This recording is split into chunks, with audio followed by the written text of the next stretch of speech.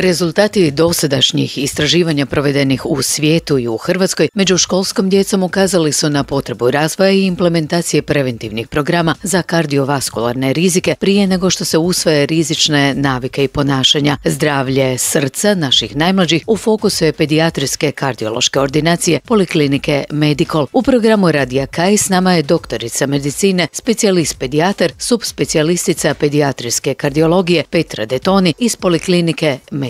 Dobar vam dan. Dobar dan, hvala lijepo što ste me pozvali. Kako izgleda dolazak u Polikliniku Medikol? Što ćete vi učiniti kod same obrade? Ovako, kod nas u dječjoj kardiološkoj ambulanti u Poliklinici Medikol radimo kardiološki pregled koji obavezno uvijek uključuje i EKG, zatim ultrazvučni pregled srca sa kolor-doplerskom analizom, 24-satni EKG kojeg još zovemo i holter i ergometriju. To je nekakav standardni paket pretraga koji mi ovdje radimo. Što utvrđujemo ultrazvukom pregleda srca? Ovako, ultrazvučnim pregledom srca i kolor-doplerskom analizom dobivamo podatke o srčanoj građi i funkciji. Možemo otkriti nepravilnosti, mjeriti protoke kroz srce i krvne žile. Ultrazvučni pregled srca nam je obavezni dio svakog kardiološkog pregleda koji se radi kada sumnjamo da dijete ima srčanu grešku i u obradi aritmija i povišenog krvnog tlaka. A kada se kod djece radi ergometrija? Ergometriju radimo u slučaju da se dijete žali na bolove u prsima,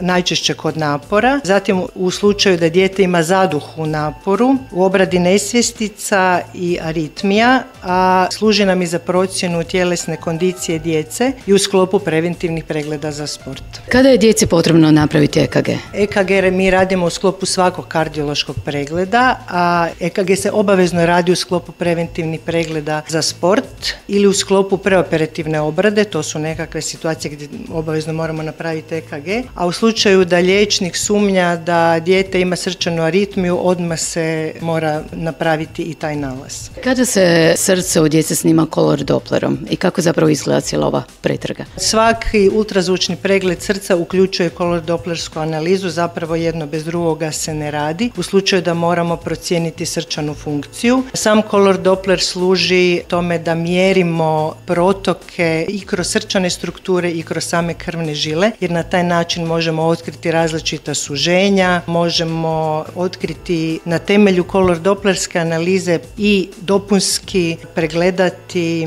funkcije zalistaka u samom srcu. Nose li djeca holter? Da, djeca nose holter i to holter postavljamo djeci u slučaju da sumnjamo da dijete ima srčanu aritmiju, s time da se holter može postaviti i djetetu vrlo male dobi. To nas često pitaju roditelji, što nije on premali da nosi holter, ne. Znači i djeci najmanje dobi se postavlja holter. Nama služi za otkrivanje aritmija koje se ne vide stalno u EKG zapisu, već moramo snimati električnu aktivnost srca kroz dulje vrijeme da bi te promjene zapravo uhvatili. Djeci se holter postavlja kad se žale na simptome lupanja srca, kad imaju nesvjestice ili ako imaju nekakve nejasne bolove u prsima. S nama je bila doktorica medicine, specijalist pedijatar, subspecijalistica pedijatrijske kardiologije Petra Detoni iz Poliklinike Medikol.